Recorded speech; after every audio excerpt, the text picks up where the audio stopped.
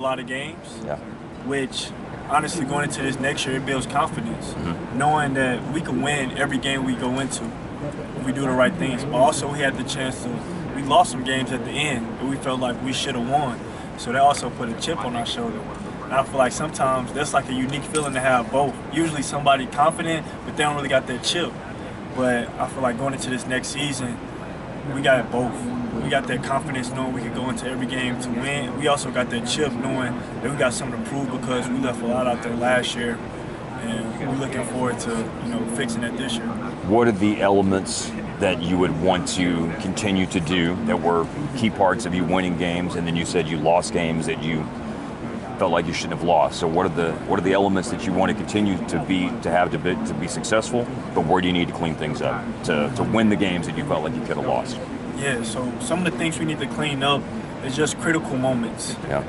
Like in the game, learning how to go put points on the board. Our 2-minute offense, going to put points on the board to win games, because we had a whole bunch of games where it was on us to go drive the ball down the field and win the game. But that's something that we will focus on like during this fall camp, is just making sure our end of game plays are good, making sure that we can execute, making sure everybody know where they need to be. Also, one thing we worked on is our brotherhood. Like I feel like we was close, but this year we even closer. So after last year, after we lost to Indiana, we had came in for a meeting, and we basically talked about where this team was headed and things we need to do going forward. And that helped us in the next stretch, and that was only player-led. So one thing we did, instead of waiting until we lost the game, this summer, we brought everybody in. We figured out what was your why. Like why you love the football, why you love to play football, why are you you? And we just had the chance to connect with each other beyond football.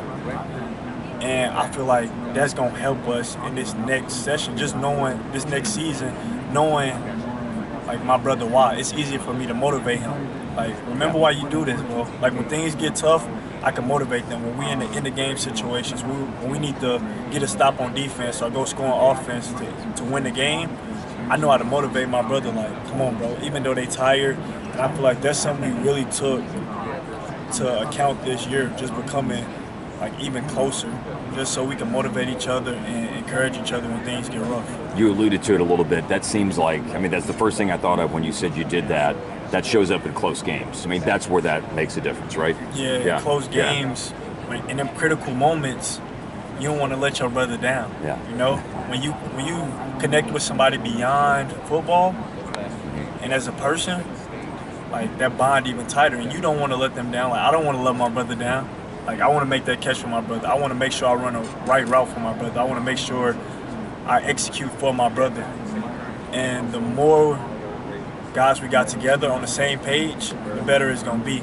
Because we can have one great player, and he's going one way, and the rest of us going the other way. It ain't gonna work.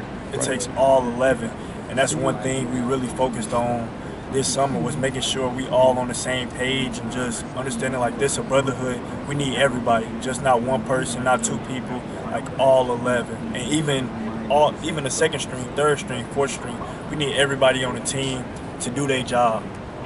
Isaiah, tell me about improvement in the wide receiver core during your time here. It seems like every year they've had a little bit more talent. Every year, including this year with some incoming freshmen, right? It's like exactly what you said. Every year is more talent being added to that room, and I can truly say this receiver room is probably the most gifted from top to bottom that I done seen at the University of Illinois.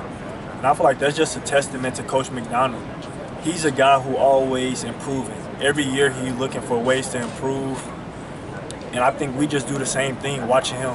Like we constantly see him improve, so it makes us want to get better. It makes us want to chase more, and we know we could be a talented receiver room. Like we got confidence that knowing that we could be a talented receiver room, so we kind of took that, and also knowing that we could be the guys to change games this season. Like we can help the team win games, and we took that approach this summer to just get better, and it's gonna show. Isaiah, you mentioned the Indiana game and the meeting you guys had after that. One of your teammates pointed to that game because you guys were hot that you lost that game. And the Wisconsin game has 2 games where the players knew things were headed in the right direction. You mentioned the Indiana game. I'm just curious what you remember from going up to Madison and of course near Will and those guys. Yeah, so truthfully, going into Madison, I didn't think we was going to blow them out. I don't think nobody did, honestly. I thought it was going to be a dogfight. I thought it was going to be a good game. And for us to beat a great team like that in that fashion, it gave us all the confidence in the world. It made us feel like, okay, we can win any game. If we could beat a team like that in this fashion, we can win any game. And I just remember knowing we was going to win that game. Like not even midway through the game, just knowing we was going to win that game. And that's what I remember. And I feel like that confidence that we gained from that game, it just kept carrying on throughout the season. Isaiah, position switches aren't necessarily anything new in football. A lot of guys have done it, but I'm just curious about your own perspective on your journey from going from quarterback to receiver, the accolades, the accomplishments. I mean, it's been quite a ride. And just, what's your perspective on the work that you put in and to get from where you were to where you are now?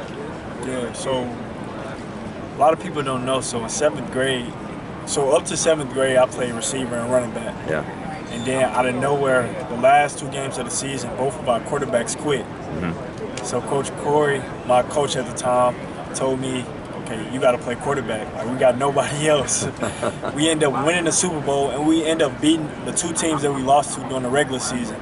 So in 8th grade, I played quarterback. We won all our games again. But going into high school, I was supposed to play receiver. Mm-hmm. But the quarterback ended up leaving thinking that I was coming there to play quarterback and I was going to take his job. Yeah. So I ended up was forced to play quarterback again. But I didn't want to play. But after the season, I just grew a love for quarterback. Mm-hmm. And I wanted to play nothing else. And I literally told myself in high school, I would never play receiver. I'll play DB before I play receiver. Like, I was so against playing receiver. I would go to camps, like teams I go to camps and teams that ask me to do receiver, the All-American game, receiver. And after each time I went to one of them camps, I said I would never play receiver. Like, I would play DB before I play receiver. Fast forward to high school, ended up getting an opportunity to play quarterback. And got to play a little bit here and there, but it got to my junior year. And I was in a battle during the spring game. I felt like I had a good game. And then out of nowhere, after the game, Coach B brought me in. And I'm thinking he bringing me in to tell me, you had a great game. Little did I know he was bringing me in to tell me he think maybe I should try receiver. And I was like, okay, I'll try it. Because basically at the time, most people in the locker room knew that Brandon Peters next year was going to be the starter. Right. And at that time, I'm getting older. I'm going into my junior year. I want to play. So I was like, okay, I'll try it. Like, if this is going to get me on the field, I'll try it. And I remember after the first 2 practices, I said, I'm good. This home. Like, I want to stay here. And then, the rest goes on from there. But, yeah, I said I would never play receiver. Never. And now look at me. Never say never. Never say never. I was about to say that. Speaking of quarterbacks, you got a new one. What'd you see from Luke Allmeyer in the spring? What's he bring to the field for you guys?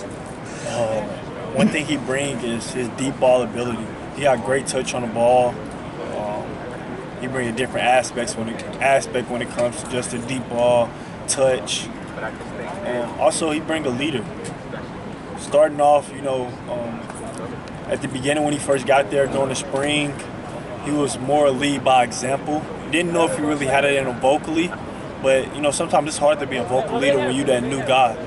But this summer, he really has flipped the switch when it comes to being a vocal leader. And he a great leader, all about team, like brotherhood. He a guy that, care about others, hold others to the standard. And I think that's what you get from him. You get a leader, a guy who can throw the rock, and a guy who everybody in the locker room love as a quarterback and as a person. If I could, you and Keith, we go back 6th grade together. Yeah. What's it like to see where you guys were? If I were to go back and tell 6th grade Isaiah and Keith that we'll be 2 of the faces of this program and on your side of the ball, what you thought about that? Like maybe how did it make? I say it was crazy. I would say it just got there by the grace of God. One, at the time in 6th grade, I didn't really know much about college. Like, I literally thought college was for like big dudes. Like when I seen the dude who was 6'5" and above, I'm like, okay, he gonna be an NFL player. Like, I never thought a guy like me could go to college at that time. But yeah, that's just like the grace of God and just hard work. One thing what happened when we first got here as freshmen, both of us hit hard times. Both of us came in thinking we was gonna play early on, and it just didn't happen like that. And not only did we not play early on, but we both went through some adversity. And during that time, like it could have been easy for us to give up, but we just kept working.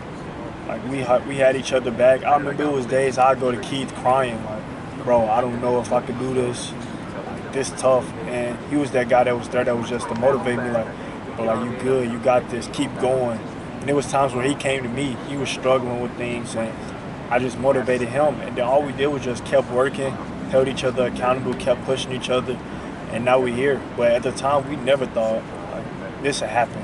Maybe even like 2 years ago, we didn't see this happening. But it was just the constant pursuit of just hard work and just constantly trying to get better, not only as football players, but also as young men, just constantly getting better.